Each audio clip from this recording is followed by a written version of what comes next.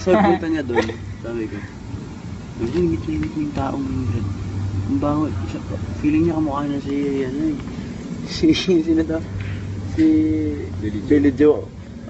Feeling niya kamukha niya yung Green Day na singer, si Billy Joe Armstrong. Tapos yung tangin ng baho tuloy, naka Guns N' Roses ng t-shirt, tapos naka leather jacket. Seryoso? Tapos yung leather pang pangit, parang pang motorista na ano. Parang nabig-big bike. Oo, ganun.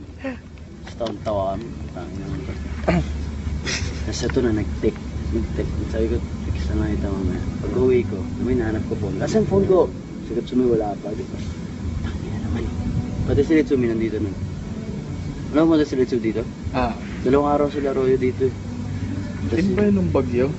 Oo. Bagyo ba yun? Malakas na yung ulan. Tapos yun. Text ako pag atin yung phone. Dito na ako sa bahay. Yun lang.